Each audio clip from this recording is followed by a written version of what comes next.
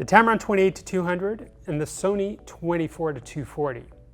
Those two lenses share similar focal lengths, but are at completely different price points. So is it a fair comparison? Honestly, yes. And check out these photos taken with the two. Now, can you tell which one's the Sony, which one's the Tamron? Well, take a guess and let me know in the comments below. Head-to-head comparisons between the two in terms of aperture, size, and build quality, close focusing distance, and more coming up.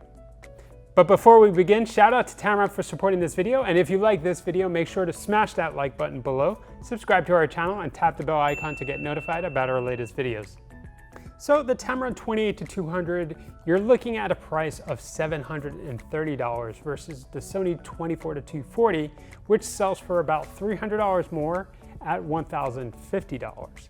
Now, the focal length for the Tamron is 28-200, whereas the Sony is 24-240. And the aperture range on the Tamron is 2.8 at the wide end, all the way to 5.6 at the long end. And with the Sony, you're looking at 24 millimeters, you get an aperture of f3.5, and it goes to 240 with a maximum aperture of 6.3. So a common question that people have when looking at all-in-one lenses with variable apertures like these is, when does the aperture change when zooming in? Here's a breakdown of when the aperture changes when you rotate the zoom ring on each lens. Now with the Sony, it starts out at f3.5 at 24 millimeters. And as you go to 28 millimeters, which is the starting point on the Tamron, the lens closes down to f4, whereas you have that f2.8 aperture on the Tamron. Now that's a full stop difference. And when you rotate the zoom ring to 70 millimeters, which is a great portrait focal length, the Sony lens closes down to 5.6.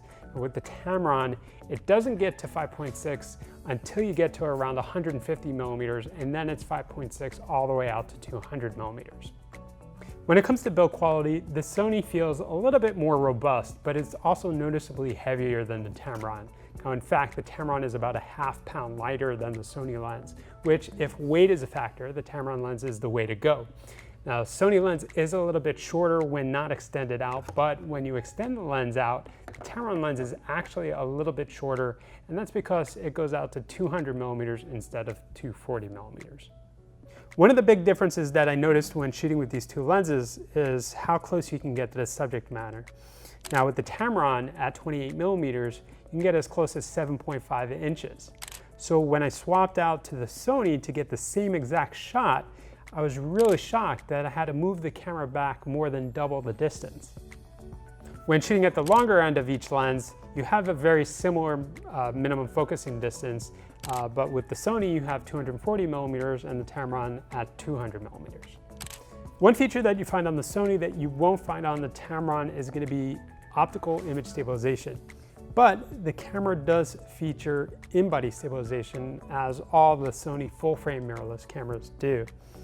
And I wanted to see, does it make a big difference when using a lens with optical stabilization than one without?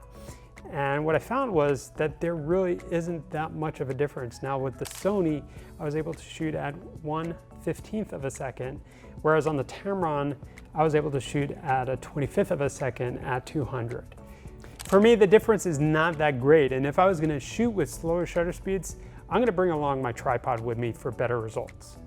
Overall, the performance of both of these lenses were really good, and what really impresses me with the Tamron is the f2.8 aperture at 28 millimeters, which matches all their full-frame Sony E-mount lenses.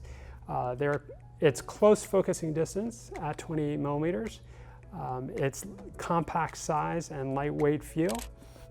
When it comes to the focal range, 240 versus 200, to me wasn't a very big deal. Now, if you're looking to get wider, of course, the 24 millimeter is going to give you a wider field of view than the 28, so the Sony might be the way to go. But something else to take into consideration, along with the price difference, is the fact that Tamron offers a 6-year warranty on their lens, and Sony offers a 1-year warranty. So what do you think? If you already own the lens, let me know what you think about it in the description below. And if you're interested in learning more about the Tamron 28-200 millimeter lens, I'll leave a link in the description below. I'll also be linking all the gear featured in this video, so make sure to check that out. If you like this video, remember, hit the thumbs up button below, subscribe to our channel, and tap the bell icon. Thanks for watching, and we'll see you in the next video.